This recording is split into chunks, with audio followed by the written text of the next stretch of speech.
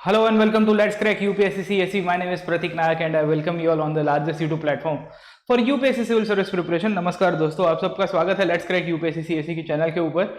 And as always we are once again starting with NCERT topics. हमने previous class के अंदर standard 9th की NCERT का chapter number 2 पढ़ने की कोशिश की थी और चैप्टर नंबर 2 के अंदर जो सोशलिज्म का टॉपिक है उसको हमने देखने की कोशिश की थी. तो इन द प्रीवियस सेशन मैंने आपको ये सब के बारे में डिस्कस किया है, कैसे सोशलिज्म उभर के आया और कैसे फ्रांस की क्रांति के बाद चेंजेस होते हैं उसके बारे में हमने चर्चा की थी. आज उसी को ही कंटिन्यू कराने की कोशिश करेंगे. बट बिफोर प्रोसीडिंग फर्दर आपको थोड़ा बहुत मेरे बारे में बता देता हूँ. जो स्टूडेंट्स ये प्लेटफॉर्म के ऊपर नए नए जुड़ रहे हैं उनको मेरा परिचय दे देता हूँ. मेरा नाम प्रतीक नायक है. I been teaching history and art and culture since last 7 years and mainly मैं हिस्ट्री जनरल स्टडी से लेके ऑप्शनल लेवल तक का पढ़ाता हूँ.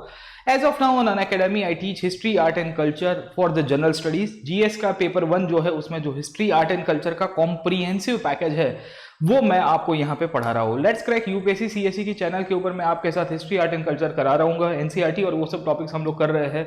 साथों साथ I also teach on Unacademy plus. Unacademy plus India का लार्जेस्ट लर्निंग प्लेटफॉर्म है जहां पे आप सब्सक्रिप्शन लेके इंडिया के टॉप मोस्ट लर्नर्स के साथ पढ़ सकते हो. I am also teaching on the Unacademy plus and I have already started with a course on ancient Indian history. Ancient Indian history मैंने लाइव कोर्स शुरू किया है 25 अगस्त से, मतलब कल से शुरू हुआ है. एक ही सेशन हुआ है, फर्स्ट सेशन हमने कवर किया है और यहाँ पे मैं कॉम्प्रिहेंसिवली एंशिएंट इंडियन हिस्ट्री को कवर कराता हूँ. मैं आपको वेलकम करूंगा कि आप हमारे साथ अनअकैडमी प्लस के ऊपर जुड़िए. आपको बहुत कॉम्प्रिहेंसिव तैयारी करने में हेल्पफुल होगी. प्लस के ऊपर एडवांटेज यही रहता है कि आपको इंडिया के टॉप मोस्ट एजुकेटर्स मिलते हैं, लाइव क्लासेस मिलेंगे, स्ट्रक्चर्ड क्लासेस मिलेंगे. जैसे मेरा ये कोर्स है वो 25 अगस्त से शुरू हो रहा है. डेली 2 आवर्स के सेशन होते हैं एंड फॉर 52 आवर्स तक हम लोग ये सेशंस को पढ़ेंगे. तो यू कैन इमेजिन कि इतना सारा कॉम्प्रिहेंसिव कोर्स के अंदर एंशिएंट इंडिया पढ़ाऊंगा मैं आपको, जहां छोटी से छोटी फैक्चुअल और एनालिटिकल चीजों को कवर करेंगे. तो इसी के लिए मैं आपको कहूंगा कि आप जुड़िए हमारे साथ. डेडिकेटेड डाउट सॉल्विंग सेशन होंगे और साथों साथ वीकली क्विज भी इसके अंदर इंक्लूडेड है. आई हैव सेटअप 3 क्विज, मैंने 3 क्विज इसके अंदर सेटअप किए हैं जहां पे स्टूडेंट्स के जो भी डाउट्स होंगे वो भी हम लेंगे और उनको जो भी क्वेश्चंस और वो भी सॉल्व कराने के लिए हेल्पफुल करेंगे. अनअकैडमी के ऊपर मेरे नए कोर्सेज आते रहते हैं. अभी as of now ancient India का कोर्स चल रहा है. After prelims I will be starting with a course on post independence history. आज़ादी के बाद का भारत, आज़ादी के बाद क्या क्या परिवर्तन हुए, कैसे भारत का इतिहास बदला, उन सब टॉपिक्स के ऊपर भी डिस्कस करेंगे. And I will also be starting with the world history and other topics of the Indian art and culture and the modern the medieval history. तो I will keep on starting with the new batches. मैं आपको welcome करूंगा कि आप हमारे साथ जुड़िए. Unacademy plus के सब्सक्रिप्शन के फायदे यही है कि आपको मेरे जितने भी स्लाइड्स है, मोर देन 2000 स्लाइड्स, कितने 2000 से ज्यादा स्लाइड्स आपको अवेलेबल किए जाएंगे on the Unacademy plus platform. पहला तो एडवांटेज ये है. इसके साथ साथ दूसरा एडवांटेज ये है कि मेरे अलावा जितने भी एजुकेटर्स पढ़ाते हैं उन सब के क्लासेस आप अटेंड कर पाओगे. सब्सक्रिप्शन लेने के लिए आपको जो रेफरल कोड यूज करना है मेरे दोस्तों वो है PN Live, क्योंकि ये आपको 10% डिस्काउंट करा के देगा. It will give you 10% discount. But इसका एडवांटेज है कि ये भी है कि आप जितने भी एजुकेटर्स हैं, जितने भी कोर्सेज कराते हैं उनको भी आप अटेंड कर पाओगे. जैसे कि मैं हिस्ट्री पढ़ाता हूँ, कोई एक टीचर है जो पॉलिटी पढ़ाते हैं, कोई इकोनॉमी पढ़ाते हैं, कोई ज्योग्राफी पढ़ाता है, उन सब के क्लासेस भी आप अटेंड कर पाओगे. प्रीलिम्स और मेंस का कॉम्प्रिहेंसिव कवरेज हो पाएगा, लाइव क्लासेस देख पाओगे, साथों साथ वीकली डाउट सॉल्विंग सेशन और जितनी भी बार आपको क्लासेस देख सकते हो. एप्लीकेशन को डाउनलोड करिए और आज ही इनफैक्ट अनअकैडमी के ऊपर ज्वाइन कर सकते हो. इंडिया के टॉप मोस्ट एजुकेटर्स के साथ आप पढ़ सकते हो और अपनी तैयारी को एक नया ही एक है ना कि कटिंग एज दे सकते हो. ठीक है, तो ऐप स्टोर के ऊपर जाइए, प्ले स्टोर के ऊपर जाइए, वेबसाइट के थ्रू लॉगिन करिए, कहीं से भी आप लॉगिन कर सकते हो और यूपीएससी सीएसई को अपना गोल चूज करिएगा if you want to prepare for the UPSC civil service preparation. Unacademy के ऊपर 2 प्रकार के सब्सक्रिप्शन अवेलेबल है एज ऑफ नाउ. एक प्लस का सब्सक्रिप्शन है और दूसरा है आइकॉनिक सब्सक्रिप्शन. आइकॉनिक सब्सक्रिप्शन में आपको पर्सनल कोच दिया जाता है बाय दी अनअकैडमी और अनअकैडमी की टीम आपको हेल्प करेगी in your preparation other than the educator. तो आपको 2 लोगों की गाइडेंस मिलेगी. एक तो एजुकेटर के रूप में मेरी गाइडेंस मिलेगी, पर एजुकेटर के साथ साथ आपको एक और पर्सनल कोच दिया जाएगा जो आपके गाइड के रूप में काम करेगा. ठीक है, so you will get the support from 2 persons. आपको 2 लोग हेल्प करेंगे in your preparation journey. In fact एक एजुकेटर के रूप में तो मैं आपके साथ कनेक्टेड रहूंगा ही. आप जब मेरा कोड यूज करोगे तो डेफिनेटली मेरे क्लासेस में भी आओगे, तो जो भी डाउट्स होंगे हम लोग वहां पे ले लेंगे. और साथों साथ आपको पर्सनल कोच दिया जाएगा जो आपको आंसर राइटिंग से लेके स्टडी प्लानर से लेके पर्सनलाइज फीडबैक ये सब के अंदर आपको हेल्प करेंगे. ठीक है, तो एक आइकॉनिक सब्सक्रिप्शन में 1 ईयर और 2 ईयर के अंदर अवेलेबल है. EMI ऑप्शन भी अवेलेबल है. You can always go for this things. 1 year का 64,000 है after using the referral code 57,600, 2 years का 99,000 है after using the referral code 89,100। ठीक है, तो it's a very I would से एडवांटेजेस डील फॉर यू। ये काफी एडवांटेजेस है और सस्ते में भी हो रहा है, तो मैं आपको कहूंगा कि आप जरूर से हमारे साथ इसके साथ जुड़ सकते हो। इसके सिवा आप 1 ईयर का सब्सक्रिप्शन नॉर्मल प्लस के अंदर ले सकते हो। प्लस के अंदर daily live schedules, as an educator तो मैं आपके साथ दोनों में कनेक्टेड रहूंगा ही। ठीक है, तो मैं कहूंगा कि आप 1 ईयर का लीजिए, 44,000 है, बट 44,000 में भी अगर आपने यहाँ पे referral code PN live use किया है तो 39,600 में कवर हो जाएगा। उसी दौर के ऊपर नॉर्मल प्लस जो 2 इयर्स का सब्सक्रिप्शन है वो 57,600 में after using the referral code PN live खत्म हो जाएगा। ठीक है, तो मैं आपको कहूंगा कि आप जुड़िए हमारे साथ, बहुत इंटरेस्टिंग रहेगा, आपकी और हमारी जर्नी बहुत मजे से रहेगी। इसके सिवा अनअकैडमी पे मेरे स्पेशल क्लास चलते हैं। ये स्पेशल क्लास एक कैटेगरी है इनफैक्ट जो फ्री क्लासेस के रूप में पहचाने जाते हैं, और मैं मॉडर्न हिस्ट्री के प्रीवियस ईयर क्वेश्चंस करा रहा हूँ। I am teaching modern history previous year question in the special classes. अभी नेक्स्ट क्लास जो वो मेरा 29 अगस्त के दिन है। नेक्स्ट क्लास मेरा 29 अगस्त के दिन है, 9:30 PM को मेरा क्लास है, special class, where I will be taking 9:30 PM को special class on the modern Indian history previous year questions के ऊपर। तो आप उसको भी अटेंड कर सकते हो। ये फ्री क्लासेस है, you can definitely log in to the Unacademy application and ये क्लासेस को भी आप फॉलो करोगे तो बहुत मजा आएगी। चलिए आगे चलते हैं, let us start one more with the socialism in Europe. हमने प्रीवियस क्लास के अंदर क्या क्या पढ़ा था उसको थोड़ा बहुत रिवाइज करते हैं। अगर आपको याद होगा तो प्रीवियस क्लास में मैंने आपको फ्रांस की क्रांति के बाद की टाइमलाइन बताई थी और मैंने आपको समझाने की कोशिश की थी कि कैसे फ्रांस की क्रांति के बाद पूरी तरह से यूरोप की समाज व्यवस्था बदलने की शुरुआत होती है। तो हमने प्रीवियस क्लास में जब पढ़ना शुरू किया था तो 1789 में फ्रांस की क्रांति के बारे में बताया था। I talked about the French revolution. जैसे जैसे समय आगे गया तो हमने देखा कि 1815 तक आते आते जब नेपोलियन की हार हो गई और नेपोलियन जब डिफीट हो जाता है, कहाँ पे होता है, वाटरलू की लड़ाई के अंदर, तो उसके बाद पूरा इतिहास बदल जाएगा और हमको देखने को मिलता है कि यूरोप के अंदर 1815 के बाद बहुत सारे आइडियोलॉजिकल चेंजेस होने की शुरुआत हो रही है। ये आइडियोलॉजिकल चेंजेस के रूप में हमको देखने को मिल रहा है कि 3 अलग अलग प्रकार की आइडियोलॉजीज उभर के आ रही थी। एक तो थे लिबरल्स, दूसरे थे कंजर्वेटिव्स और तीसरे थे रेडिकल्स। तो मैंने आपको बताया था कि किस प्रकार से लिबरल्स, कंजर्वेटिव्स और रेडिकल्स की अपनी अपनी पॉलिटिक्स हुआ करती थी और इन्होंने किस प्रकार से इनफैक्ट फ्रांस को एक नई दिशा दिखाने की कोशिश की है। 1815 के बाद एक और चेंज ये होता है कि पूरे वर्ल्ड के अंदर, या मैं कहूँगा यूरोप के अंदर, इंडस्ट्रियल रिवॉल्यूशन की शुरुआत होगी। और जब इंडस्ट्रियल रिवॉल्यूशन की शुरुआत हो रही है तो इंडस्ट्रियल रिवॉल्यूशन के कारण पूरी की पूरी जो सोसाइटी है और इसकी जो इकोनॉमी है उसके ऊपर एक बहुत बड़ा इम्पैक्ट पड़ता है। अब मैं थोड़ा बहुत आपको इंडस्ट्रियल रिवॉल्यूशन के बारे में पढ़ाना चाहूँगा क्योंकि हमको यहाँ से एक जो टॉपिक पढ़ना है ये चैप्टर के अंदर, वहाँ पे हमको ये देखना है कि सोशलिज्म नाम की जो विचारधारा है वो यूरोप के अंदर क्यों उभर के आई। मैंने आपको प्रीवियस क्लास के अंदर बताया था कि सोशलिज्म किसे कहते हैं, what do mean by the term socialism. मैंने आपको ये भी समझाने की कोशिश की थी कि समाजवादी जो विचारधारा है ये कहाँ से आती है, ठीक है, उसके पीछे क्या क्या फोर्सेस रिस्पॉन्सिबल है। ठीक है, तो ऑल दिस थिंग्स मैंने आपको बढ़ाया हुआ है, आई ऑलरेडी कवर्ड अप, मैंने आपको इन सब के बारे में डिस्कस किया हुआ है। अब प्रश्न ये था, नाउ द क्वेश्चन वाज कि सोशलिज्म इन यूरोप, यूरोप में समाजवाद क्यों आता है, what was the reason behind that, उसके ऊपर थोड़ा बहुत डिस्कस करेंगे। अब मैंने आपको बताया कि सोशलिज्म क्या है, तो हमने कल के क्लास के अंदर पढ़ा था कि सोशलिज्म एक ऐसी विचारधारा है, सोशलिज्म एक ऐसी आइडियोलॉजी है जो कहती है कि मीन्स ऑफ प्रोडक्शन या सोर्सेज ऑफ इनकम, जिसे हम लोग कह सकते हैं, क्या कहेंगे, मीन्स ऑफ प्रोडक्शन है या सोर्सेज ऑफ इनकम है, ये मीन्स ऑफ प्रोडक्शन या सोर्सेज ऑफ इनकम जो है वो सोसाइटी के हाथ में होने चाहिए। किसके हाथ में होने चाहिए, ओन्ड बाय द सोसाइटी। सादी भाषा में हम लोग क्या कहेंगे, ओन्ड बाय द सोसाइटी के रूप में होना चाहिए, तो उसे कोई हम लोग सोशलिज्म के रूप में पहचानते हैं। तो आपका मार्केट हो गया, आपका लेबर हो गया, आपका लैंड हो गया, आपके मटेरियल रिसोर्सेज हो गए, सब कुछ सोसाइटी के कंट्रोल में आने चाहिए, ये सोशलिज्म के रूप में था। अब प्रश्न ये आता है कि क्यों सोसाइटी के ऊपर फोकस किया जाता है बाय द आइडियोलॉग्स, क्यों बहुत सारे लोग ये कहते हैं कि सोसाइटी के ऊपर इनफैक्ट हमको फोकस करना चाहिए। तो सोसाइटी में आने के पीछे का कारण अगर आप देखोगे तो वो था इंडस्ट्रियल रिवॉल्यूशन। क्या था, इंडस्ट्रियल रिवॉल्यूशन। अब देखिए, इंडस्ट्रियल रिवॉल्यूशन नाम की जो विचारधारा है, ये इंडस्ट्रियल रिवॉल्यूशन नाम का जो पूरी की पूरी घटना है, ये घटना कहाँ से शुरू हुआ था, तो हम लोग नेक्स्ट क्लास के एनसीईआरटी के अंदर पढ़ेंगे कि इंग्लैंड नाम का जो देश है वहाँ पे इंडस्ट्रियल रिवॉल्यूशन की घटना होगी। ठीक है, और इंग्लैंड के अंदर जब इंडस्ट्रियल रिवॉल्यूशन होगी तो धीरे धीरे धीरे करके इंग्लैंड के बाद ऑलमोस्ट पूरे यूरोप के अंदर इंडस्ट्रियलाइजेशन के प्रोसेस की शुरुआत होती है। अब जब जब इंडस्ट्रियल रिवॉल्यूशन होगा तो इसकी इम्पैक्ट पड़ेगी, समझ में आ रहा है आपको? और इसकी इम्पैक्ट क्या पड़ेगी दोस्तों? तो इसकी इम्पैक्ट ये पड़ती है कि आपकी जो इकोनॉमी है और आपकी जो सोसाइटी है उसके अंदर दो प्रकार के क्लासेस उभर के आएंगे।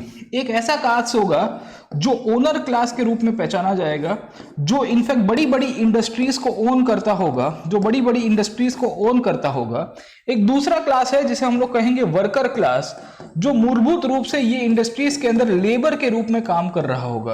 और इसी के कारण क्या होता है, व्हाट डू वी सी, कि ये जो ओनर क्लास है ये हैव सोसाइटी के रूप में पहचाना जाता है। हैव सोसाइटी क्यों? क्योंकि इसके पास मैक्सिमम रिसोर्सेज सोसाइटी के होते हैं। जितने भी कमाने के सोर्सेज है, जितने भी इनफैक्ट आपकी मनी है, जो भी कैपिटल है, जो भी वेल्थ है, वो इसके पास रहेगा। और आपका जो वर्कर क्लास है, आपका जो वर्कर क्लास है, जो लेबर क्लास है, उसकी कंडीशन बहुत खराब हो जाती है। और इसी के कारण इसको हैव नॉट क्लास के रूप में पहचाना गया।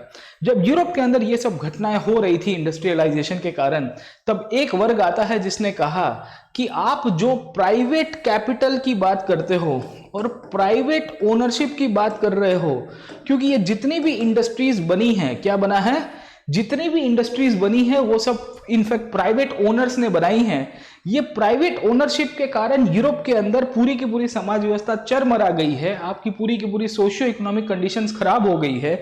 तो वो प्राइवेट प्रॉपर्टी जो है, ये प्राइवेट ओनरशिप जो इंडस्ट्रीज की एक बंदे के हाथ में आपने रखी है, उसको वहां से हटा देनी चाहिए और किसके हाथ में डाल देनी चाहिए? सोसाइटी के हाथ में डाल देनी चाहिए। ठीक है, तो इन्होंने क्या कहा कि the private ownership should be transformed in the form of society. और जब हम लोग प्राइवेट ओनरशिप हटा के सोसाइटी के हाथ में सब कुछ डाल देंगे तो उसी को ही हम लोग इंडस्ट्रियलाइजेशन के रूप में, या हम लोग कहेंगे सोशलिज्म की शुरुआत कहेंगे। ठीक है, अब पहले देखते हैं, एनसीईआरटी के अंदर लिखा जाता है कि इंडस्ट्रियल रिवॉल्यूशन के कारण इनफैक्ट यूरोप के अंदर इकोनॉमिक एंड सोशल चेंज आने की शुरुआत होती है। और यहां से ही हम लोग समझने की कोशिश करेंगे कि इंडस्ट्रियलाइजेशन की इंपैक्ट इंग्लैंड के ऊपर और यूरोप के ऊपर क्या पड़ती है, और what kind of economic and social changes comes up, किस किस प्रकार के आर्थिक और सामाजिक परिवर्तन होते हैं, उनको भी थोड़ा बहुत समझाऊंगा। और उसके बाद हम लोग आगे चलने की कोशिश करेंगे कि कैसे इंडस्ट्रियलाइजेशन के कारण इनफैक्ट पूरी की पूरी जो यूरोपियन सोसाइटी है और यूरोपियन शासन पद्धति है वो बदल जाती है। ठीक है, अब आगे चलते हैं, लेट अस ट्राई टू सी कि इंडस्ट्रियलाइजेशन की इम्पैक्ट क्या होती है। इंडस्ट्रियलाइजेशन की इम्पैक्ट क्या होती है जिसके कारण सोशलिज्म उभर के आया है। ठीक है, तो सोशलिज्म रातों रात उभर के नहीं आएगा। सोशलिज्म जब कहेगा कि मीन्स ऑफ प्रोडक्शन सोसाइटी के हाथ में होना चाहिए, उसका कारण ही ये था कि इंडस्ट्रियलाइजेशन के कारण जब सोसाइटी दो भाग के अंदर बट जाती है, एक को हैव क्लास कहा गया, दूसरे को हैव नॉट क्लास कहा गया। ये हैव और हैव नॉट क्लास के बीच में अगर आप देखोगे तो बहुत बड़ी खाई हो जाती है, एक बहुत बड़ी कन्फ्लिक्ट हो जाएगी। ये खाई और जो कन्फ्लिक्ट हो रही है समाज के दो वर्गों के बीच में, इसी के कारण किसी ने कहा कि भाई जितना भी सोसाइटी का लोग है उसके हाथ में मीन्स ऑफ प्रोडक्शन होगा तो इनइक्वालिटी सोसाइटी में नहीं आएगी। ठीक है, तो सोशलिज्म उभर के आया, उसके पीछे का कारण क्या था? सोशलिज्म के उभर के आने के पीछे का कारण अगर आप समझने की कोशिश करोगे तो वो हमको देखने को मिलता है, वो है इंडस्ट्रियलाइजेशन। और इंडस्ट्रियलाइजेशन की जब हम लोग बात करेंगे तो एनसीईआरटी इनफैक्ट इसके बारे में लिखती है कि कैसे इंडस्ट्रियलाइजेशन के कारण सोशल चेंज आने की शुरुआत होती है और सोसाइटी में भेदभाव बढ़ेगा तो सोशलिज्म की तरफ समाज जाएगा। ठीक है, so let us go to the topic जो एनसीईआरटी के अंदर दिया गया है और उसको समझने की कोशिश करते हैं कि क्या लिखा गया है। ठीक है, तो पहले हमने कल के क्लास के अंदर लिबरल्स, रेडिकल्स और कंजर्वेटिव्स को पढ़ा था कि फ्रांस की क्रांति के दौरान ये सब चर्चाएं हो रही थी, और फ्रांस की क्रांति जब खत्म हो रही है तो पूरा यूरोप इंडस्ट्रियलाइजेशन में जा रहा है। इंडस्ट्रियलाइजेशन में जा रहा है, उस दौरान आपके यूरोप के अंदर बहुत सारे सोशल एंड इकोनॉमिक चेंजेस की शुरुआत हो जाती है। यही जो टाइम था जब इंडस्ट्रियलाइजेशन का पीक का पीरियड चलता है। अब देखिए, हमेशा याद रखिएगा कि इंडस्ट्रियलाइजेशन होता है तो कहां पे होगा, where will the industrialisation will take place. Industries कहां पे लोकेटेड होती है? इंडस्ट्रीज को अगर आप समझोगे तो इंडस्ट्रीज का लोकेशन अगर आप समझने की कोशिश करोगे तो आपको एक दो जगह फिक्स मिलेगी। कहां पे मिलती है साहब? ज्यादातर इंडस्ट्रीज जो है वो अर्बन एरियाज में होगी। क्यों अर्बन एरियाज में होगी? क्योंकि जो आपका फैक्टर्स ऑफ प्रोडक्शन है, क्या कहेंगे, फैक्टर्स ऑफ प्रोडक्शन है वो आपको वहां पे ही लोकेट कराने के लिए मजबूर करेगा। फैक्टर्स ऑफ प्रोडक्शन को क्या कहेंगे?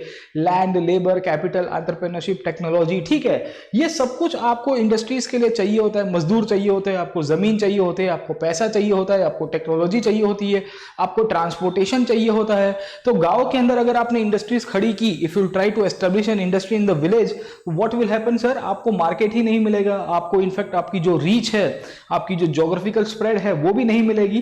तो इसी के कारण क्या हो रहा है कि यूरोप के अंदर बहुत सारे शहर बनने की शुरुआत होगी, ठीक है। So we see this was a time when the new cities came up in Europe. Europe के अलग अलग रीजन्स में, पहले इंग्लैंड के अंदर हुआ, फिर इंग्लैंड से फिर फ्रांस की तरफ जाएगा, फिर अलग अलग रीजन्स में होगा। वहां पे आपके जो भी न्यूली इंडस्ट्रियलाइज रीजन्स थे उनका काफी डेवलपमेंट होता है, ठीक है। तो आपका इंडस्ट्रियल रिवॉल्यूशन के कारण क्या होता है साहब? अर्बनाइजेशन की शुरुआत होगी और धीरे धीरे धीरे हमको देखने को मिलता है कि रेलवेज का एक्सपांशन हुआ और इंडस्ट्रियलाइजेशन का काफी सारा डेवलपमेंट होगा। अब देखिए इसको रिवॉल्यूशन पहचाना गया है, this is known as industrial revolution. अब देखिए जब जब कोई घटना के पीछे रिवॉल्यूशन लगता है, whenever any kind of event is highlighted with the world revolution, तो आपको समझ में आ जाना चाहिए कि इसने फंडामेंटली चीज़ें बदल दी थी।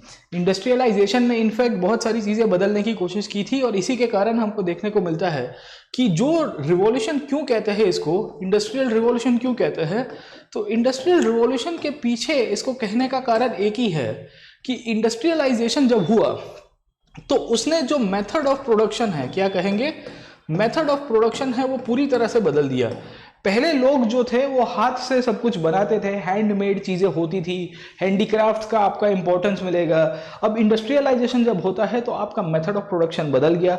मेथड ऑफ प्रोडक्शन कैसे बदला? तो मैंने आपको बताया कि मशीन मेड गुड्स बनने की शुरुआत हो गई और आपकी जो कॉटेज इंडस्ट्रीज थी वो बदल के अब फैक्ट्रीज के अंदर कन्वर्ट हो जाती है। फैक्ट्रीज का मतलब क्या है कि अब बड़े बड़े यूनिट्स लगेंगे जहां पे लोगों को काम के लिए आना पड़ेगा। और इसी के कारण क्या हो रहा है कि जब यूरोप में इंडस्ट्रियलाइजेशन हुआ तो हर एक अलग अलग प्रकार के भिन्न भिन्न प्रकार के लोग हैं, उन सबको फैक्ट्रीज के अंदर इनफैक्ट पुश किया गया। इनको कहा जाता है कि तुमको काम करना पड़ेगा। क्यों? क्योंकि इंडस्ट्रियलाइजेशन जब होता है तो आज मैं ओनर के रूप में हूं, मैंने एक फैक्ट्री की एस्टैब्लिशमेंट की है, पर मुझे मजदूर चाहिए होंगे कि नहीं चाहिए होंगे।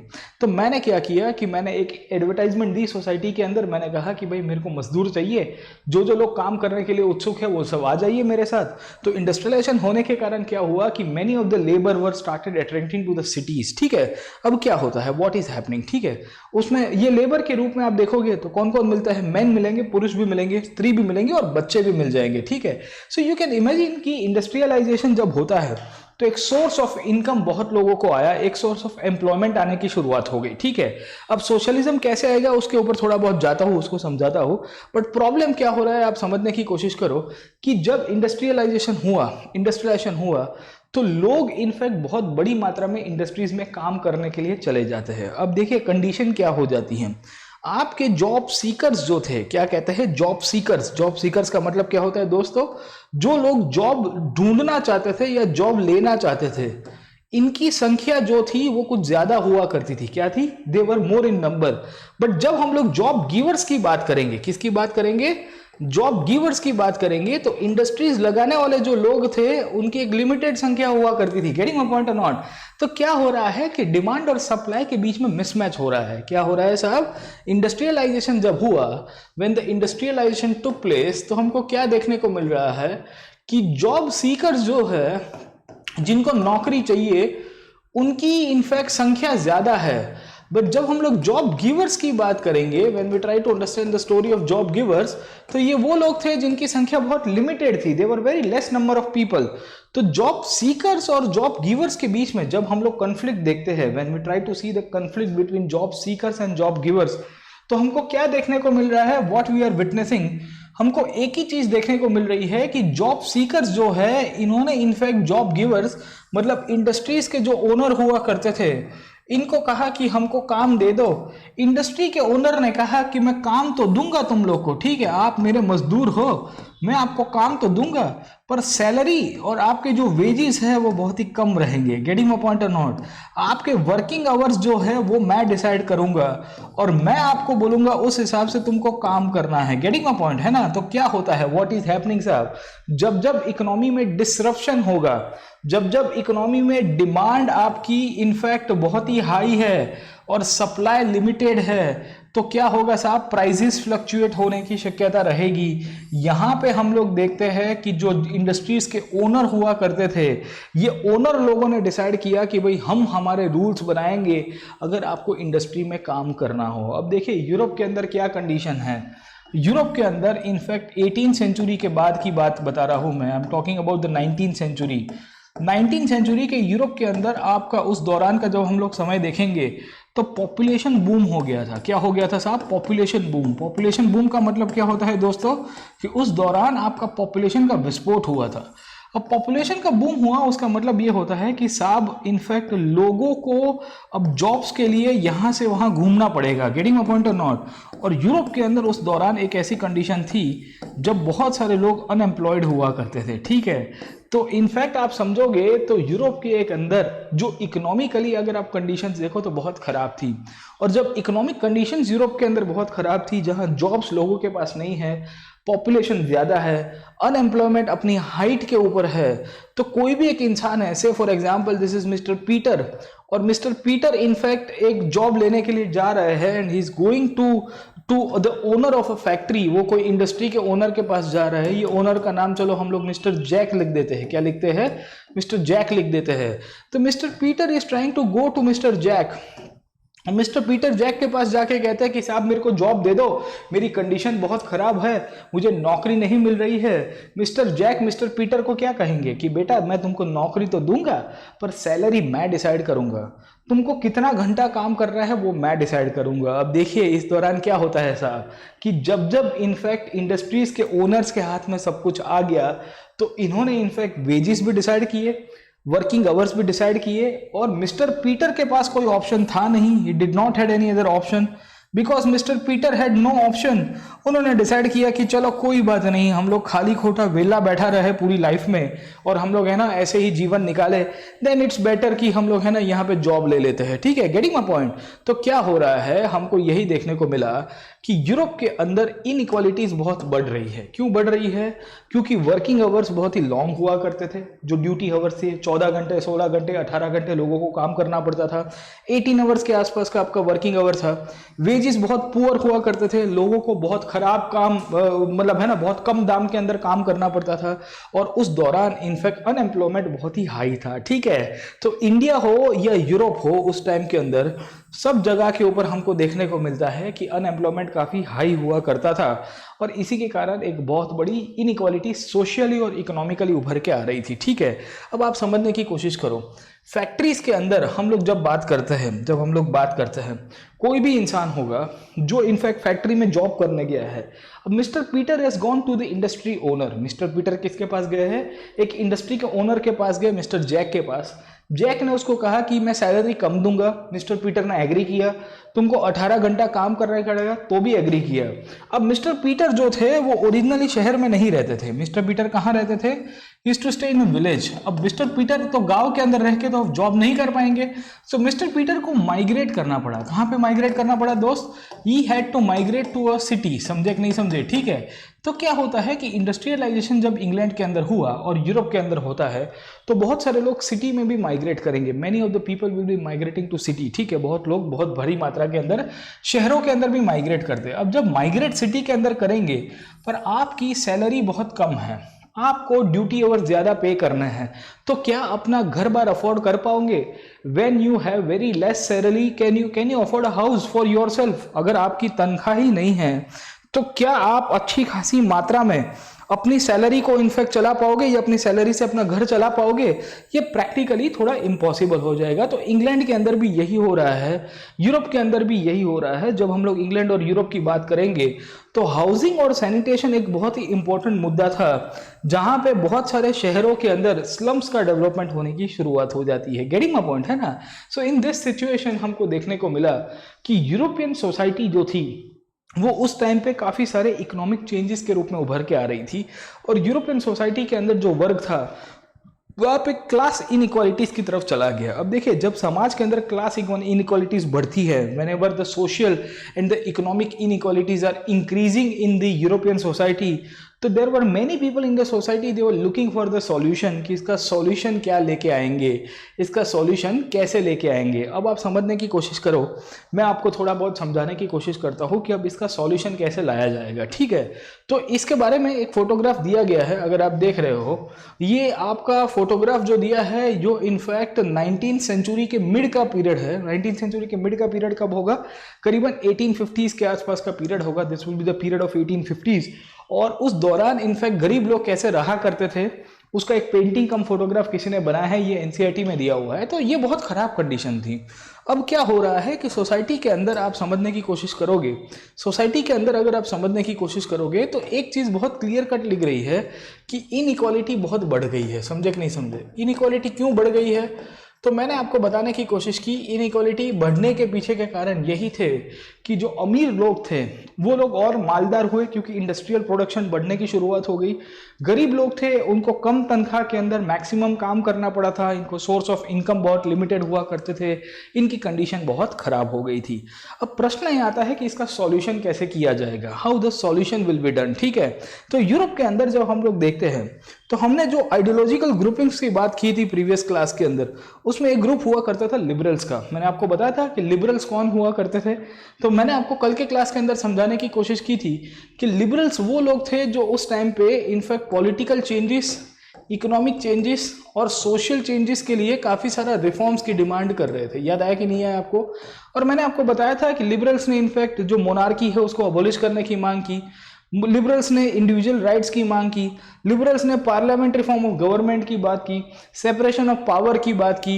लिबरल्स ने कहा कि आपकी पॉलिटिकल सिस्टम कैसी होनी चाहिए, आपकी सेक्युलर पॉलिटिकल सिस्टम होनी चाहिए। तो लिबरल्स से दूसरे हमने देखने की कोशिश की थी, रेडिकल्स भी हुआ करते थे। रेडिकल्स ने तो वहां तक मांग कर दी थी कि स्त्रियों को भी वोटिंग राइट होने चाहिए। तो क्या हो रहा है कि यूरोप के अंदर एक ऐसी सिचुएशन आ गई थी जहां पे हम लोग देखते हैं कि पूरी की पूरी सोसाइटी जो है, पूरी की पूरी जो सोसाइटी है, ये सोसाइटी के अंदर एक दो प्रकार के वर्ग उभर के आए थे। कौन सा क्लास था?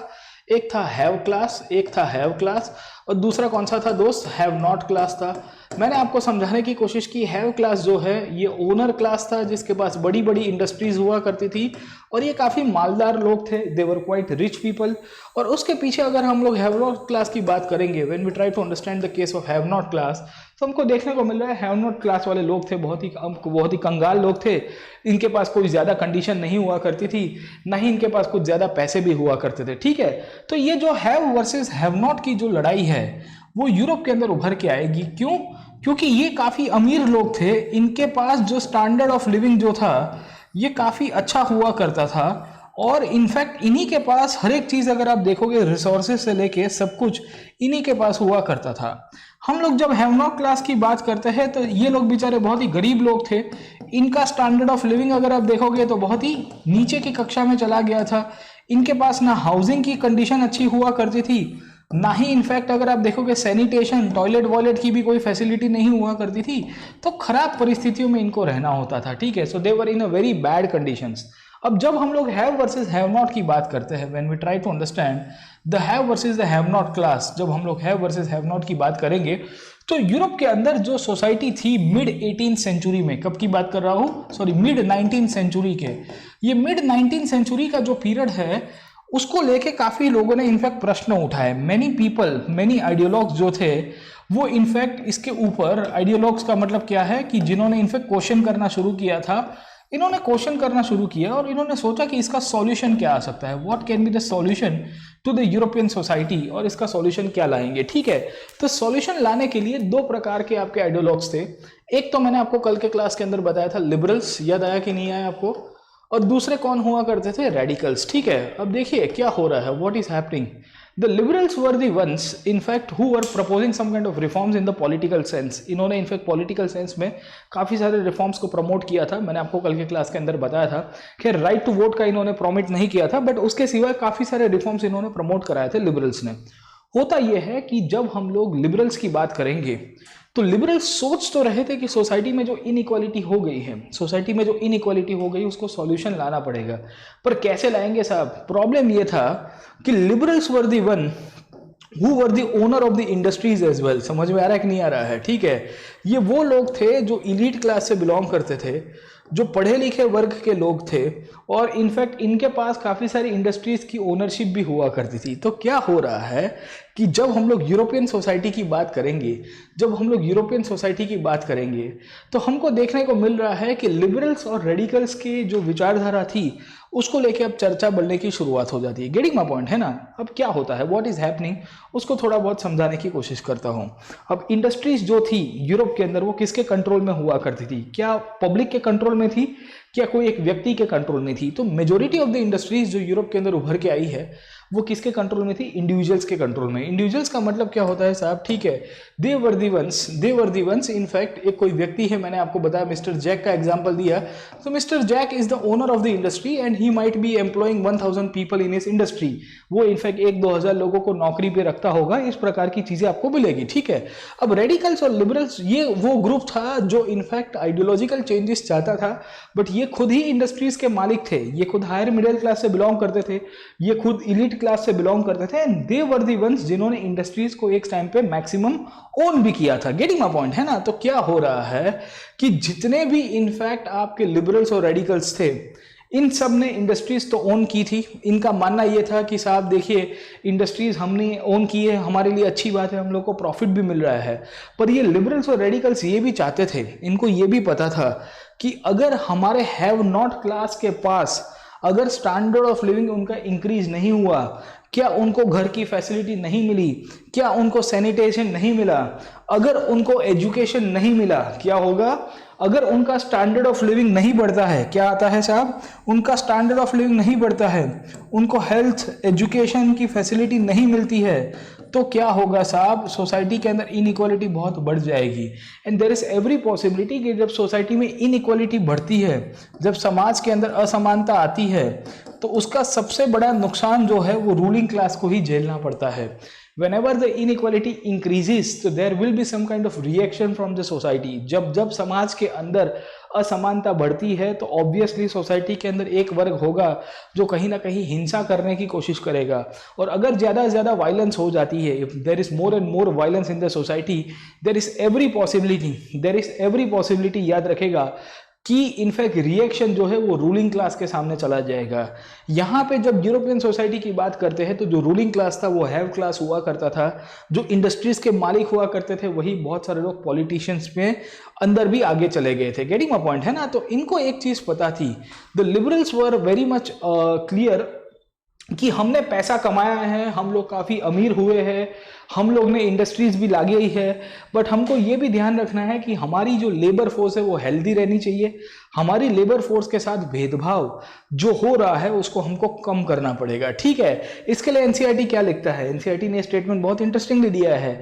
Having made their wealth through the trade और industrial ventures, they felt that such efforts should be encouraged, that its benefit would be achieved if the workforce in the economy was healthy and the citizens were educated। क्या कहना है इनका? इनका कहना ये है कि देखिए, हमारी वर्कफोर्स अगर हेल्दी रहेगी तो ही हमारे लिए काम में आएगा।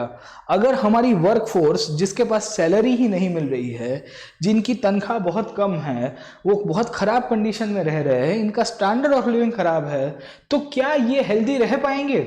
और अगर ये हेल्दी नहीं रह पाए तो हमारे लिए काम नहीं करेंगे, हमारी इंडस्ट्रीज में कोई काम नहीं करेगा। Getting my point? तो क्या हो रहा है कि Europe was going through an ideological change. तो यूरोप के अंदर एक ग्रुप जो था जो ये कह रहा है कि ये हैव नॉट क्लास के साथ जो डिस्क्रिमिनेशन हो रहा है, ये डिस्क्रिमिनेशन को हमको रोकना पड़ेगा। ठीक है, ये डिस्क्रिमिनेशन को हमको कैसे भी करके चेंज करना पड़ेगा और इनको एम्पावर करना पड़ेगा। ये जो हैव नॉट क्लास है इसको अपलिफ्ट करने के लिए हमको काम करना पड़ेगा। गेटिंग माय पॉइंट है ना? तो ये इस तरह से हम लोग जब कहते हैं इंडस्ट्रियल रिवॉल्यूशन को और समझने की कोशिश करेंगे तो वी सी कि there were many people who were demanding कि इनफैक्ट सोशल रिफॉर्म्स जब हम लोग लाएंगे तो जो हैव नॉट क्लास है, जो मजदूर वर्ग है, उसका विकास होने की शक्यता होगी। ठीक है, गेटिंग माय पॉइंट है ना।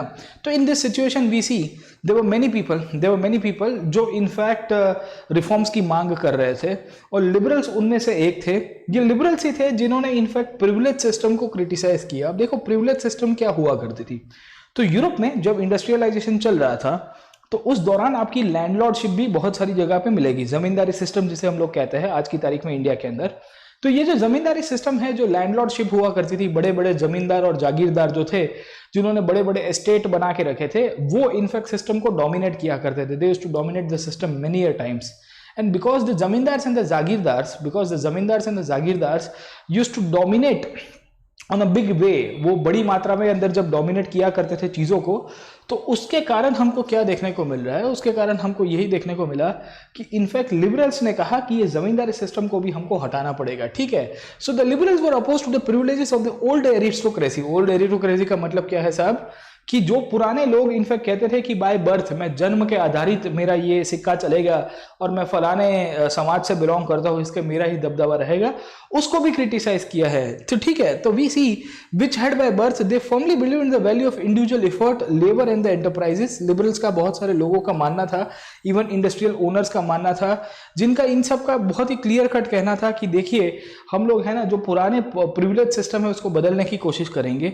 इंक्लूडिंग इनफैक्ट वहां तक बात की जाती है कि अगर तुम कोई भी व्यक्ति को फ्री कर देते हो, if the freedom of individual is there, अगर आप कोई भी व्यक्ति को फ्री कर देते हो और उसको बोला जाता है कि तुम अपने हिसाब से तुम डिसाइड करोगे, तो हमको देखने को मिलता है कि इनफैक्ट जो भी इंसान है वो अपने हिसाब से डिसीजन लेगा।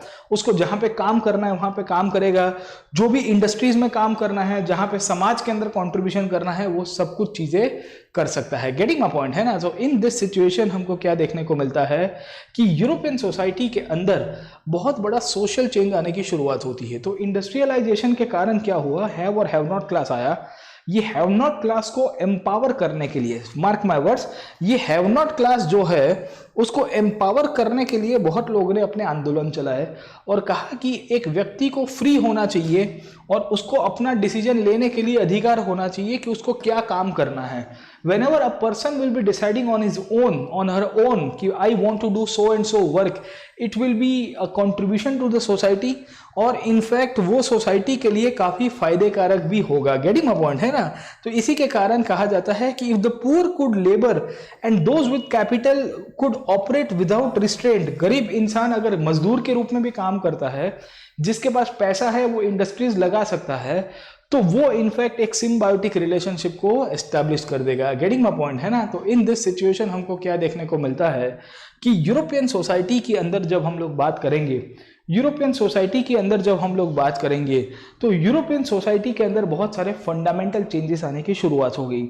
ये फंडामेंटल चेंजेस के रूप में मैंने आपको समझाने की कोशिश की कि जो इंडस्ट्रियल सोसाइटी जो थी यूरोप के अंदर, उसमें बहुत सारे लोग कहते थे कि भाई देखिए, अब हमको जो गरीब इंसान है या वो चाहे इनफैक्ट कैपिटलिस्ट क्लास है, जो कैपिटलिस्ट क्लास है, उसको इनफैक्ट अपने हिसाब से डिसाइड करने देना चाहिए, उसको अपने हिसाब से डिसाइड करने देना चाहिए और वो अपने हिसाब से डिसीजन लेके समाज और इनफैक्ट इकोनॉमिक सोशल सिस्टम कैसी है उसको चलाने का अधिकार रख सकता है। गेटिंग माय पॉइंट है ना। सो many working men and women who wanted changes in the world rallied around the liberals and the radical groups and the parties in the early 19th century। ठीक है, मतलब 1800s के बाद जब industrialisation हुआ तो बहुत सारे लोग जो सोसाइटी के अंदर इनफैक्ट रिफॉर्म्स चाहते थे, बहुत सारे लोग जो इकोनॉमी के अंदर रिफॉर्म्स चाहते थे, इन्होंने अलग अलग प्रकार की पार्टीज बनाने की शुरुआत की। ठीक है, getting my point. So in this situation we find, हमको बहुत सारे देखने को मिलता है कि अलग अलग ग्रुपिंग्स उभर के आएंगे। कुछ लोगों ने राष्ट्रवाद के नाम की विचारधारा पॉपुलर कराई, कुछ लोगों ने इनफैक्ट लिबरल्स और रेडिकल्स ग्रुपिंग के रूप में इनफैक्ट अपनी आइडियोलॉजी दी और इन सब ने कहा कि हमको पुरानी सिस्टम को बदलना है, हमको एक नई शासन पद्धति लानी है और इसी के कारण यूरोप के अंदर रिवॉल्यूशंस जो है उसकी शुरुआत होती है। एक्चुअली होता क्या है, मैं आपको थोड़ा बहुत समझाने की कोशिश करूंगा। हमको ये देखने को मिलता है कि जब इनफैक्ट 1815 के बाद की जो शासन पद्धति यूरोप की मिलती है, 1815 के बाद की जो यूरोप की शासन पद्धति मिलती है, तो मैंने आपको 1815 के बाद एक घटना के बारे में बताया था। और 1815 में जब मेटरनिक इनफैक्ट ये नेपोलियन हारता है, याद आया आपको? जब नेपोलियन हारेगा तो उसके बाद एक नई शासन पद्धति की शुरुआत होती है जिसे हम लोग कहेंगे मेटरनिक सिस्टम। अगर आपको याद होगा तो ये मेटरनिक सिस्टम वो सिस्टम हुआ करती थी जिसने इनफैक्ट पूरे के पूरे यूरोप के अंदर मोनार्की को फिर से री एस्टैब्लिश किया था। याद आया कि नहीं आया? So whole Europe was going through monarchy, और मोनार्की को री एस्टैब्लिश किया जाता है, मोनार्की को री एस्टैब्लिश किया जाता है अंडर दी मेटरनिक सिस्टम, जिसे हम लोग क्या कहेंगे साहब? That is known as mainly I would say the system of policy, जिसके द्वारा इनफैक्ट जो शासन पद्धति चलती है, जो पॉलिटिकल सिस्टम हुआ करती थी। But because of the industrialisation, because of the social and economic changes in Europe, because of the liberals, conservatives and the radicals, खास करके लिबरल्स, कंजर्वेटिव्स तो नहीं थे, पर लिबरल्स एंड रेडिकल्स जो हुआ करते थे, कौन थे? Liberal politicians and radical politicians जो हुआ करते थे, उन सब का एक ही चीज के ऊपर मानना था कि हमको पुराने सिस्टम को बदलना चाहिए। We should throw away the old system, जो ओल्ड फॉर्म ऑफ गवर्नमेंट है, जो पुरानी शासन पद्धति है, उसको कंप्लीटली फंडामेंटली चेंज कर देना चाहिए। We should fundamentally and completely change it, getting my point. और इसी के कारण क्या होता है कि 1815 के बाद जो यूरोप के अंदर मोनार्की एस्टैब्लिश की जाती है, यूरोप के अंदर जो मोनार्की एस्टैब्लिश की जाती है, इनफैक्ट उसको ओवरथ्रो करने के लिए एक बहुत बड़ी साजिश करते हैं। उसको ओवरथ्रो करने के लिए हमको देखने को मिलेगा कि एक बहुत बड़ा, क्या कहा जा सकता है कि एक है ना, रिवॉल्यूशन चलता है।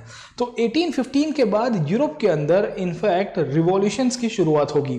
तो 1815 के बाद यूरोप के अंदर अगर आप किताब के अंदर पढ़ोगे तो दो प्रकार के आपके रिवॉल्यूशंस मिलेंगे 1815 के बाद हमको। जब हम लोग बात करते हैं तो यूरोप के अंदर दो प्रकार के रिवॉल्यूशंस मिलेंगे। एक 1830 का जुलाई रिवॉल्यूशन मिलेगा और दूसरा 1848 के अंदर फेब्रुअरी रिवॉल्यूशन मिलेगा। ये जुलाई 1830 और फेब्रुअरी 1848 का जो रिवॉल्यूशन है, इसने मोनार्की को फाइनली ओवरथ्रो करने की कोशिश की थी। क्यों ओवरथ्रो करने की कोशिश की थी? क्योंकि जो पुरानी राजाशाही की पद्धति थी, which was not in line with the equality among the society, which was not in line with the equal provisions, जो उस टाइम पे इनफैक्ट इक्वालिटी की बात की जाती है, उस टाइम के अंदर जो क्लास चेंजेस की बात की जाती है, उस टाइम के अंदर जो आपका खुद का डिसीजन लेने का अधिकार व्यक्ति को होना चाहिए। A person should have the right to decide, कोई भी इंसान होगा उसको अपने खुद के डिसीजन लेने के अधिकार होने चाहिए। उन सब विचारधाराओं के कारण हमको देखने को क्या मिलता है साहब? बहुत सारे फंडामेंटल चेंजेस आने की शुरुआत हो जाती है। गेटिंग माय पॉइंट, है ना? सो इन दिस सिचुएशन वी सी, हमको क्या देखने को मिला? एनसीईआरटी क्या लिखता है उसके ऊपर थोड़े बहुत चले जाते हैं। बहुत सारे जगह के ऊपर क्रांति होगी और ये क्रांति का परिणाम हमको क्या देखने को मिला? फ्रांस हो गया, इटली हो गया, जर्मनी हो गया, रशिया हो गया, ये सब जगह के ऊपर रिवॉल्यूशंस होते हैं और वहां पे जो पुरानी राजाशाही थी, एग्जिस्टिंग मोनार्कीज थी, उसको ओवरथ्रो करा दिया जाता है। अब कैसे कैसे किया जाएगा तो इसको थोड़ा बहुत समझाता हूँ, फिर उसके बाद हम लोग आज के सेशन के अंदर कंक्लूड करेंगे। एक्चुअली होता क्या है कि फ्रांस की जब हम लोग बात करते हैं, तो फ्रांस में जो रिवॉल्यूशन होता है, ये रिवॉल्यूशन कैसे हुआ? तो मैंने आपको बताया था कि पहले 1799 से लेके 1815 तक का रिवॉल्यूशन का पहला फेज मिलेगा। पर 1815 में क्या हुआ? व्हाट हैपेंड इन 1815 कि जब नेपोलियन का हार होता है तो उसके बाद फ्रांस के अंदर 1815 से लेके 1848 तक हमको देखने को मिलता है मोनार्की फिर से एस्टैब्लिश की जाती है। और इनफैक्ट ये मोनार्की को फिर से टॉपल करा दिया जाएगा by the two revolution of 1830 and 1848। Later on हमको देखने को मिलता है कि 1871 में फ्रांस नाम का जो कंट्री है वो रिपब्लिक बन जाएगा, फाइनली रिपब्लिक बन जाएगा। ये रिपब्लिक क्यों बना है फ्रांस? क्योंकि ये रेडिकल्स लोग मानते थे, ये लिबरल लोगों का मानना था कि भाई फ्रांस के अंदर जो शासन पद्धति है वो गणराज्यिक होनी चाहिए और पब्लिक के हाथ में फाइनल शासन आना चाहिए। तो मोनार्की को फाइनली ओवरथ्रो करा दिया जाता है। उसी तौर के ऊपर जब हम लोग जर्मनी की बात करेंगे तो जर्मनी के अंदर भी आपको यही मिलेगा कि जर्मनी जो है, it was the union of 300 states, या मैं कहूंगा it was the union of 39 states. 39 के आसपास प्रिंसली स्टेट्स हुआ करते थे जिनका एक यूनियन हुआ करता था जर्मनी के अंदर। ये जर्मनी के अंदर 39 प्रिंसली स्टेट से उसको टॉपल करा के वहां पे एक कंट्री बन जाता है इन द ईयर 1871। उसी तौर के ऊपर हम लोग जब इटली की बात करेंगे तो इटली के ऊपर भी बहुत सारे लोग इनफैक्ट कंट्रोल करके बैठे थे, जैसे ऑस्ट्रिया था, फ्रांस था, इन सब को इनफैक्ट उछला दिया जाता है और इटालियन यूनिफिकेशन होता है 1871 के अंदर, जहां पे इटली भी एक फाइनल कंट्री के रूप में एस्टेब्लिश होगा। And last but not the least when we try to understand the Russia, तो रशिया के अंदर मोनार्की इनफैक्ट 1917 तक रूल करेगी। 1917 तक आते आते इन द ईयर 1917 ये रशिया के राजा के सामने बहुत बड़ा विद्रोह होता है, ये रशिया के राजा के सामने बहुत बड़ा विद्रोह होगा, बहुत बड़ी क्रांति होगी। And we see in the year 1917 1917 के अंदर रशिया के अंदर आपका रिवॉल्यूशन होगा। ये रशियन रिवॉल्यूशन कैसे होता है इसके ऊपर हम लोग आगे की क्लासेस के अंदर जाएंगे। I am not going into the details of the Russian revolution, क्योंकि ये आपके सिलेबस के अंदर है, आपकी किताब के अंदर डाला हुआ है।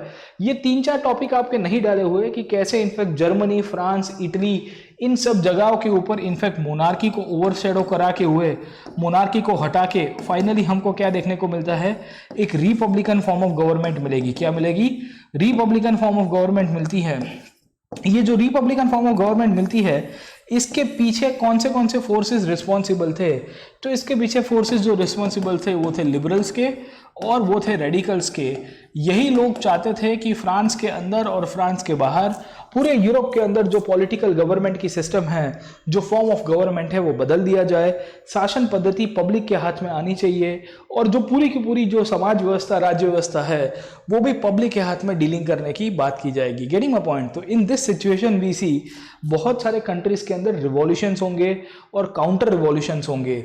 ये काउंटर रिवॉल्यूशन और रिवॉल्यूशंस के कारण ही हमको देखने को मिलता है कि जो अलग अलग पॉलिटिकल पार्टीज बनी, अलग अलग नेशनल मूवमेंट हुए, इन सब कंट्रीज के अंदर यूनिफिकेशन होता है। तो आप समझने की कोशिश करिएगा कि industrial revolution played a very important role. Industrial revolution played a very important role. Also, we can say the politics which was started by the liberals and the radicals played behind a major role of the unification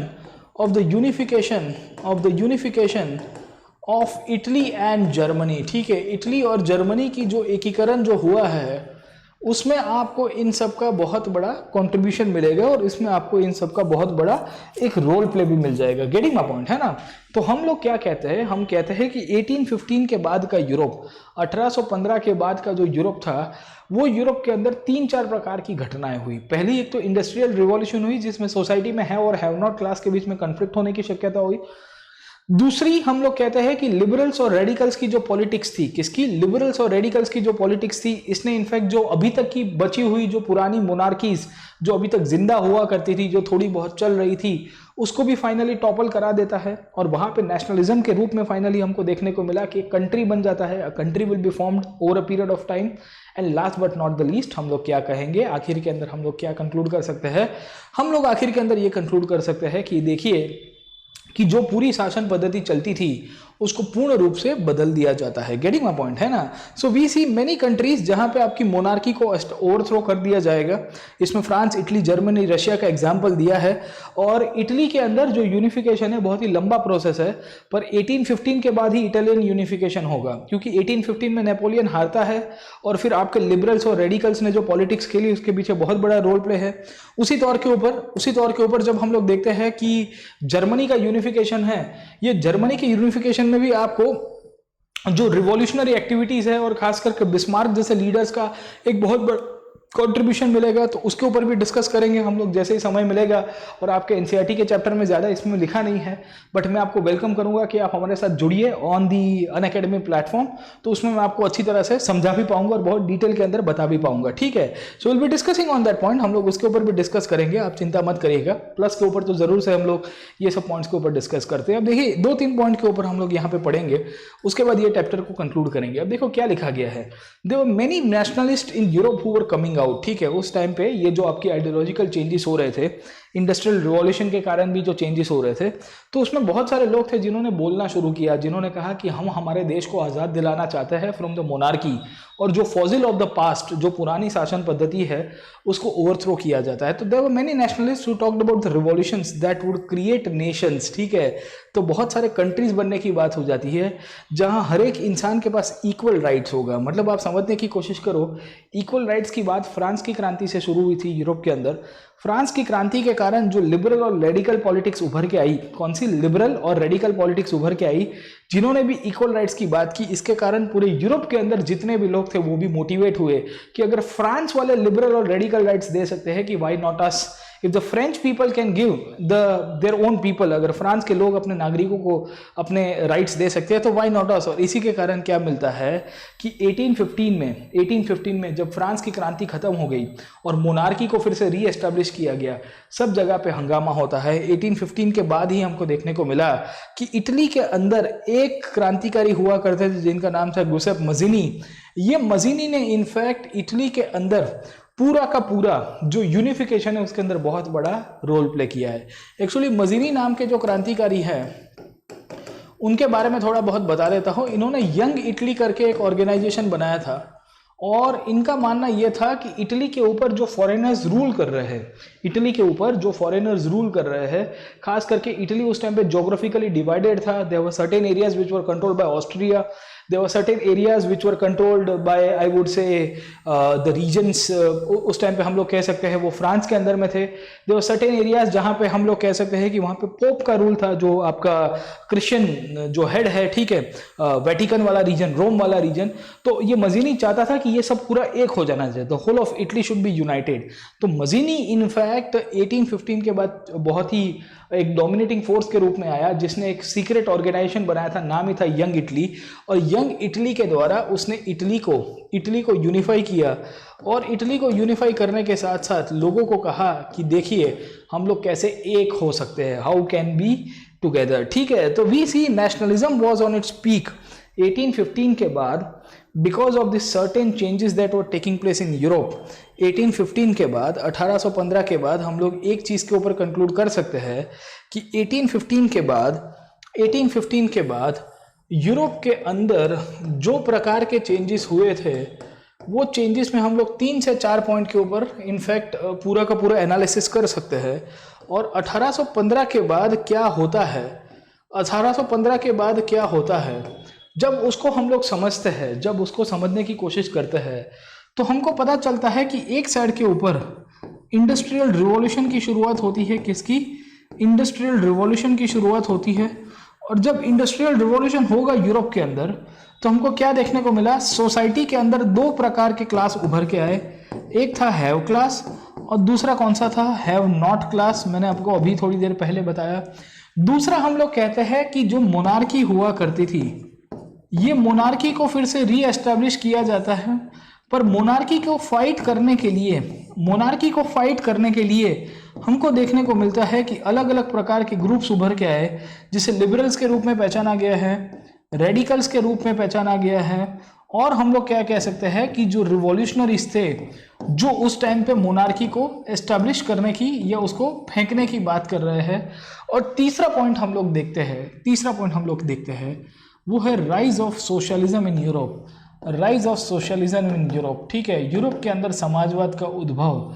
ये 3 point आपको 1815 के बाद मिलेंगे। 1815 के बाद in fact अभी तक हमने ये देखा है कि कैसे लिबरल्स और रेडिकल पॉलिटिक्स के कारण जो आपकी मोनार्कीज थी उसको टॉपल करा दिया गया। यही इनफैक्ट इंडस्ट्रियल रिवॉल्यूशन के कारण एक इम्पैक्ट ये पड़ती है कि सोसाइटी के अंदर जो रिच और पुअर के बीच में अब धीरे आपकी खाई बढ़ेगी।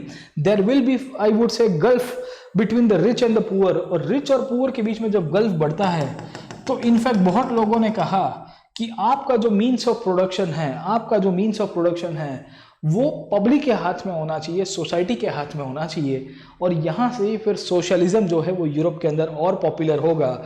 ये सोशलिज्म के ऊपर हम लोग कल के क्लास के अंदर आएंगे, तो उसकी डेफिनेशन के ऊपर डिस्कस करेंगे, उसके टाइप्स ऑफ सोशलिज्म के बारे में देखेंगे, उसके इफ़ेक्ट्स के ऊपर डिस्कस करेंगे, और समझेंगे कि क्यों सोशलिज्म उभर के आया, what was the reason behind the rise of socialism in Europe. इन सब पॉइंट्स के ऊपर भी डिस्कस करेंगे, ठीक है।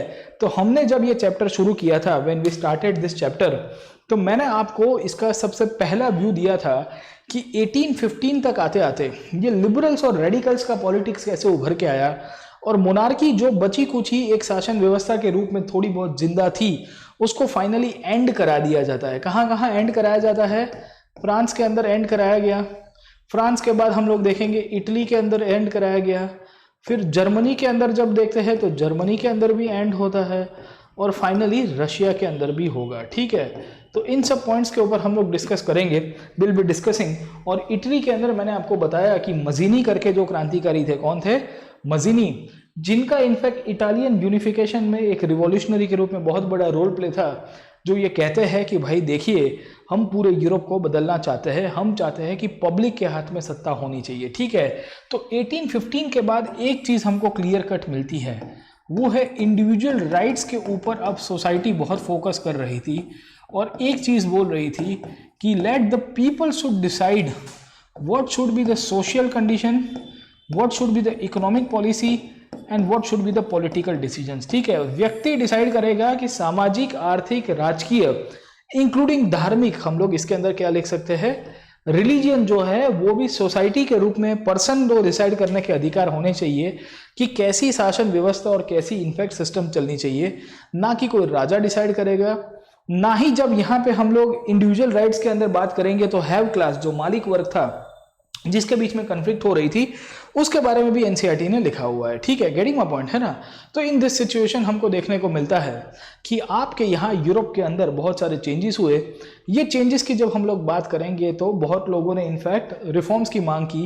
ये रिफॉर्म्स दो प्रकार के थे। पहला रिफॉर्म्स ये था कि मोनार्की को हटाओ, दूसरा रिफॉर्म्स ये था कि हैव और हैव नॉट के बीच में, हैव और हैव नॉट के बीच में ये जो रिच क्लास है, जिसके पास बहुत पैसा है, जो इनफैक्ट सब कुछ सोर्स ऑफ इनकम को पकड़ के बैठा है, वो अब ट्रांसफर होके सोसाइटी के हाथ में आ जाने चाहिए। ये सोसाइटी के हाथ में कैसे आएंगे, कैसे सोसाइटी सब कुछ अपना सब कुछ कंट्रोल करेगी, और किस तरह से इनफैक्ट सोशलिज्म का उद्भव हुआ, वो सब क्लासेस के ऊपर डिस्कस करेंगे। पर आज के क्लास के अंदर इतना ही रखते हैं, क्योंकि हम लोग धीरे धीरे कर रहे हैं और ये टॉपिक्स अंडरस्टैंडिंग के लिए ज़रूरी होते हैं। एक्चुअली आप में से बहुत सारे लोगों को लग रहा होगा कि सर हम लोग क्यों डिस्कशन कर रहे हैं, क्योंकि पूरा आप हिस्ट्री देखोगे, वर्ल्ड हिस्ट्री है या history as a subject is very analytical subject my friend. और हिस्ट्री के अंदर ज़्यादातर स्टूडेंट्स के साथ मैंने यही देखा है कि वो फैक्ट याद रखते हैं। अब देखिए, अभी तक ये हमारा तीसरा क्लास है ये चैप्टर का, बट मैंने आपको बहुत लिमिटेड फैक्ट्स बताई है, क्योंकि फैक्ट्स वो है ना कि it is part of the analysis.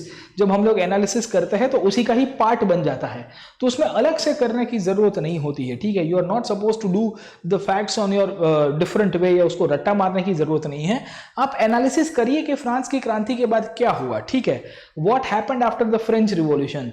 तो आफ्टर फ्रेंच रिवॉल्यूशन क्या होता है, इतनी घटनाएं होगी। आफ्टर फ्रेंच रिवॉल्यूशन क्या होगा, इतनी घटनाएं होगी। पहला तो होगा इंडिविजुअल राइट के लिए डिमांड की जाएगी, और इंडिविजुअल को फोकस में रखते हुए पूरी की पूरी समाज व्यवस्था, राजकीय व्यवस्था और आर्थिक व्यवस्था का निर्माण हुआ। जब इंडिविजुअल ने इनफैक्ट इकोनॉमिक कंडीशंस अपने हाथ में ली, तो कुछ कुछ इंडिविजुअल्स के हाथ में बहुत पैसा आ गया, कुछ कुछ इंडिविजुअल्स के हाथ में, कुछ कुछ व्यक्तियों के हाथ में बहुत सारा पैसा आ गया, कुछ कुछ व्यक्ति गरीब रह जाते हैं, और उसके कारण क्या हुआ, सोशलिज्म की शुरुआत हो गई। इंडिविजुअल्स ने जब पॉलिटिकल राइट्स की डिमांड की, जब कोई व्यक्ति ने राजकीय मांग की डिमांड की कि मुझे थोड़ी बहुत सत्ता चाहिए, तो उसको समझ में आ रहा था कि मुझे राजकीय रूप से पॉलिटिकली मेरे को राइट्स नहीं मिलेंगे जब तक मोनार्की यूरोप के अंदर रहेगी। और इसी के कारण इंडिविजुअल राइट को वकालत करने के लिए, उसको एडवोकेट करने के लिए, उसको पुश करने के लिए रेडिकल्स, कंजर्वेटिव्स नहीं थे, sorry, radicals, liberals and revolutionaries, इन सब का ग्रोथ हुआ। और इन्होंने क्या कर दिया साहब, मोनार्की के सामने विद्रोह करा दिया। पर ये आपके सिलेबस में नहीं डाला है। आई डोंट नो कि यूपीएससी ने यूनिफिकेशन ऑफ जर्मनी, इटली के जो बहुत ही इंपॉर्टेंट टॉपिक है, ये 9th के एनसीईआरटी में नहीं डाले, थोड़े 10th के एनसीईआरटी में इन्होंने एक ऊपर से दिया हुआ है, थोड़ा बहुत इन्होंने बैकग्राउंड बताया हुआ है। तो जब 10th की एनसीईआरटी के अंदर आऊंगा, when I will be discussing about the 10th class NCERT, तो उसके अंदर थोड़ा कवर करा दूंगा आपको कि कैसे ये मोनार्की वर्सेस जो नेशनलिस्ट फोर्सेस हुआ करते थे, जिन्होंने इनफैक्ट इंडिविजुअल राइट्स के रूप में वकालत करने की बात की और समाज व्यवस्था को या पॉलिटिकल सिस्टम को बदला। और दूसरा हमको सोशलिज्म, जिसे हम लोग कहते हैं समाजवाद, ये कैसे आया यूरोप के अंदर, उसके बारे में भी डिस्कस करेंगे। ठीक है, तो आज का टॉपिक इतना ही रखते हैं, let us keep this much topic only. हम लोग ये चैप्टर को और भी पढ़ेंगे, अभी हमारे और 2-3-4 क्लास होंगे, क्योंकि अभी तो रशियन रिवॉल्यूशन बाकी है पूरा का पूरा। अभी तो हम लोग कल के क्लास के अंदर जब डिस्कस करेंगे, in tomorrow session well I will be discussing to you, तो I will be talking about how the socialism came to Europe. Europe के अंदर समाजवाद कैसे आता है, how the European society will be establishing the socialism, और socialism क्यों आता है उसके बारे में भी डिस्कस करेंगे।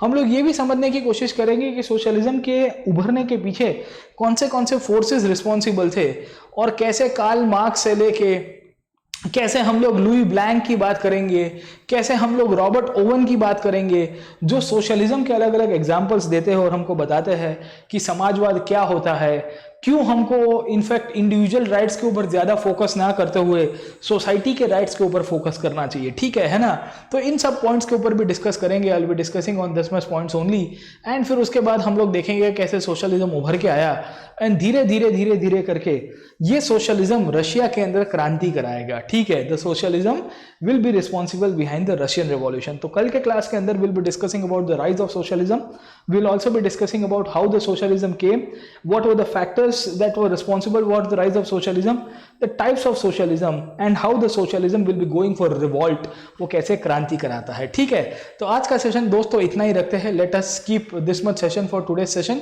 और हम लोग जब नेक्स्ट क्लास के अंदर मिलेंगे तो हम लोग जरूर से डिस्कस करेंगे अबाउट द रशियन रिवॉल्यूशन। ठीक है, हम लोग आज का सेशन इतना ही रखते हैं। आपके लिए important announcement one more time, मेरा एंशिएंट इंडिया का प्लस के ऊपर कोर्स आ गया है, बहुत ही कॉम्प्रिहेंसिव कोर्स है, इतना ही डिटेल और इतना ही शिद्दत के साथ पढ़ाया हुआ है। मैं आपको कहूँगा कि आप जुड़िए, मैं हिस्ट्री के लिए आपको डिसअपॉइंट नहीं करूँगा। एक्चुअली आप अनअकैडमी प्लस की एप्लीकेशन डाउनलोड करिएगा। इनफैक्ट जैसे ही आप अनअकैडमी के ऊपर एप्लीकेशन को डाउनलोड करोगे तो आप मेरी प्रोफाइल को सर्च करिएगा, you will get the ranking as well कि मैं कहाँ पे, मैं कौन से लेवल के ऊपर पढ़ा रहा हूँ। ठीक है, on the Unacademy plus.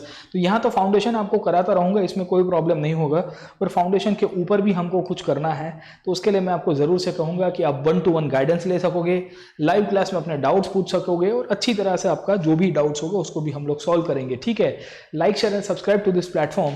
I'll see you in tomorrow's class where I'll be discussing about the socialism in Europe and the rise of socialism in Europe. ठीक है, हम आज का क्लास यहाँ पे कंक्लूड करते हैं।